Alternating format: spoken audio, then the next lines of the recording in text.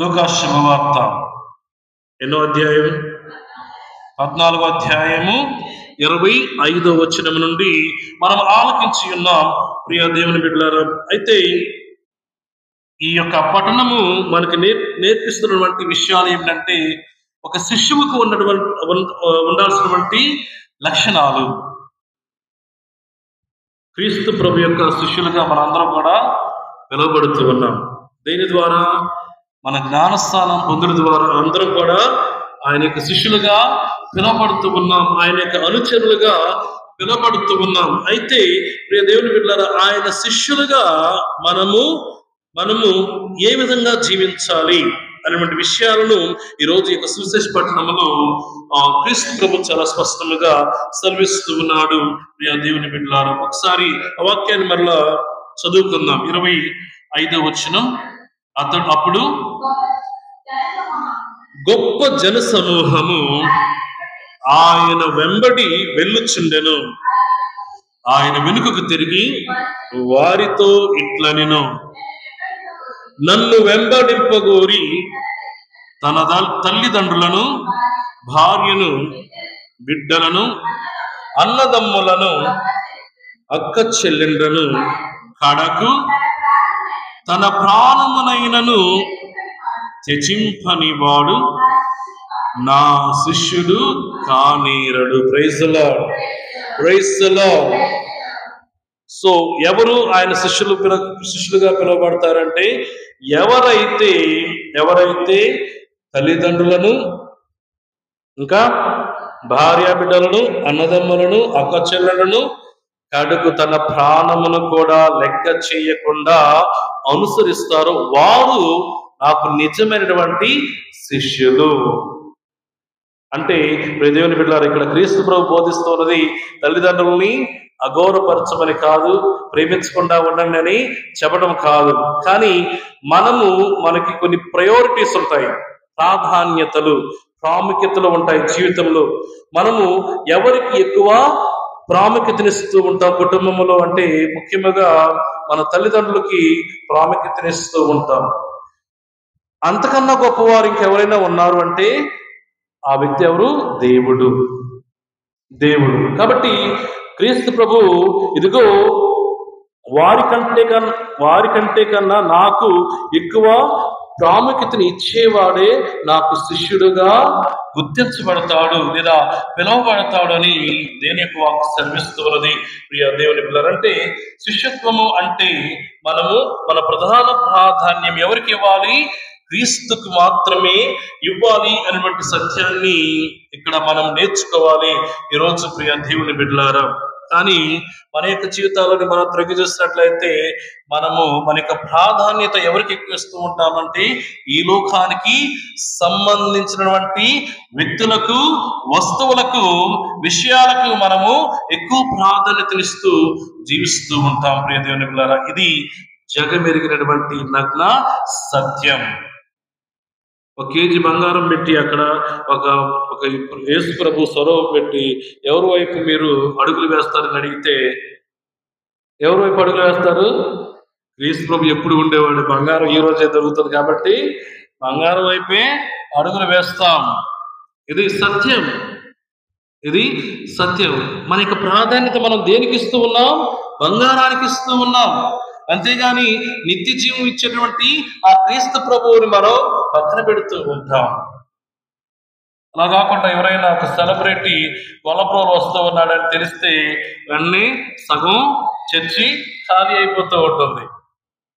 ఎవరైనా ఫేమస్ వ్యక్తి మనకు గ్రామానికి వస్తూ ఉన్నాడని తెలిస్తే ఆ రోజు ప్రాంతంలో సగం మంది కనిపించరు. ఎవరి వైపు పరుగులు వేస్తారు? ఆ ప్రఖ్యాతి చెందినటువంటి ఆ వ్యక్తి వైపు అడుగులు వేస్తూ ఉంటారు. ఈ విధంగా ప్రియ దేవుని బిడ్డలారా, మనము కొన్నిసార్లు ఈ లోకానికి సంబంధించినటువంటి వ్యక్తుల వైపు మనము అడుగులు వేస్తూ ఉంటాము. అటువంటి వ్యక్తులకి ఈరోజు క్రీస్తు ప్రభు బోధిస్తున్నాడు, ఇదిగో నన్ను నువ్వు నిజంగా అనుసరించాలి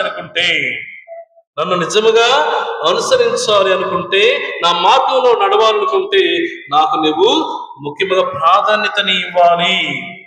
క్రీస్తే నా జీవితానికి ప్రాముఖ్యము అన్నట్లుగా మన యొక్క జీవితాలను మలుచుకోమని క్రీస్తు ప్రభు మనందరినీ కూడా ఆహ్వానిస్తూ ఉన్నాడు. ప్రియ దేవుని బిడ్డలారా, నేను చెప్పిన విధంగా ప్రియ దేవుని బిడ్డలారా, కుటుంబాన్ని ద్వేషించమని క్రీస్తు ప్రభు ఆహ్వానించడం లేదు, కానీ యేసు మన జీవితంలో ప్రాముఖ్యము కావాలి, ప్రాధాన్యము కావాలి, ప్రథమ స్థానము కావాలని మనందరినీ కూడా అర్థిస్తూ ఉన్నాడు, మనందరినీ కూడా ఆహ్వానిస్తూ ఉన్నాడు. ప్రియ దేవుని బిడ్డలారా, మనము ఉదాహరణకి తీసుకున్నట్లయితే ఎవరైనా ఒక వ్యక్తి ఆటగాడు ఒలింపిక్స్ లోనికి ప్రవేశించి పోటీ పడిపోతున్నాడు అనుకోండి. ఆ వ్యక్తి ఆ ఒలింపిక్స్ దాకా వెళ్ళాలంటే ఏం చేయాలి? కష్టపడాలి, అవునా కదా? చాలా తర్ఫీదు పొందాలి. కష్టపడకుండా అన్ని సౌకర్యాలు ఎంజాయ్ చేస్తూ నేను ఒలింపిక్స్ లో గెలుస్తాననుకుంటే అది కుదరదు. ప్రియ దేవుని బిడ్డలారా, తన స్నేహాలను, సరదాలను, కొన్నిసార్లు కుటుంబ వేడుకలను కూడా పక్కన పెట్టి కష్టపడి ప్రయత్నిస్తేనే ఆ ఒలింపిక్స్ లో ఆ యొక్క పతాకాన్ని ఆయన పొందగలడు. ప్రియ దేవుని బిడ్డలారా, అలానే మన జీవితంలో కూడా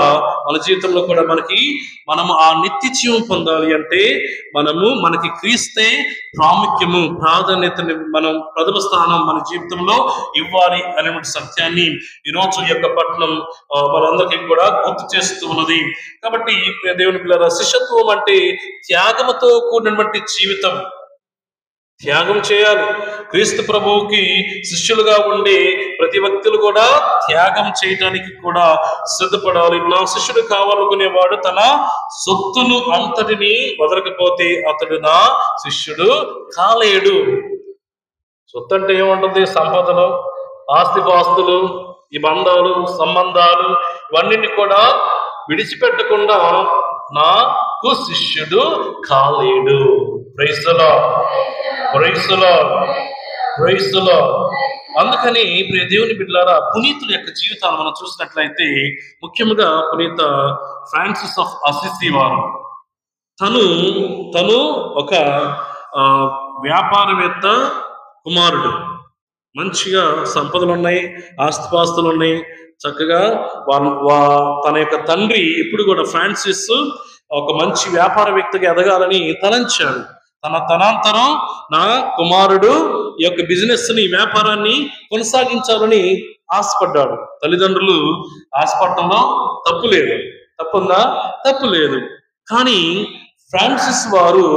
పునీత ఫ్రాన్సిస్ వారు తను దేవుని చేత ఎన్నుకోబడ్డాడు, పిలువబడినప్పుడు ప్రియ దేవుని బిడ్డలారా, ఆయన యొక్క జీవిత చరిత్రను మనం చూసినట్లయితే, ఆయన తన మీద ఉన్నటువంటి బట్టలను కూడా విప్పేసి, నాకు అసలు ఏమీ వద్దు కుటుంబం నుంచి అని మొత్తాన్ని తిరస్కరించి దేవుని వైపు అడుగులు వేశాడని చరిత్ర మనకు తెలియపరుస్తూ ఉన్నది.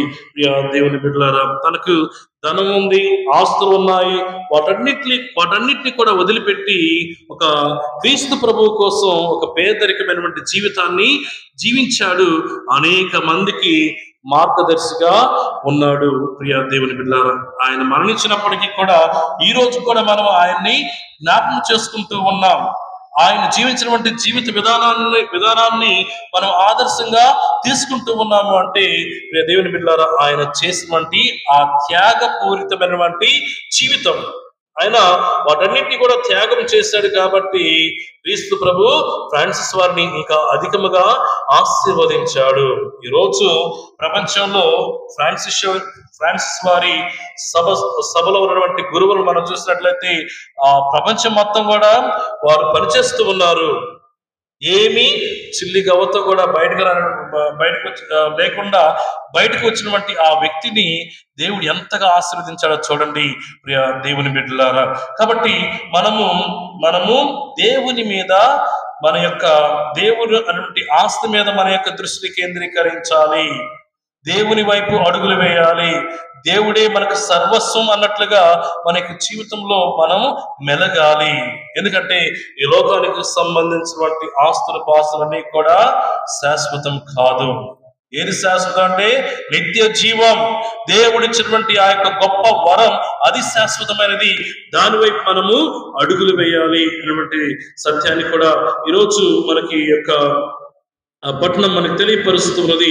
కాబట్టి ప్రియ దేవుని బిడ్డలారా, క్రీస్తు ప్రభు శిష్యులుగా జీవించాలని తలంపు మనలో ఉంటే త్యాగంతో కూడినటువంటి జీవితం ఉండాలి, అంకిత భావం కలిగినటువంటి జీవితం ఉండాలి.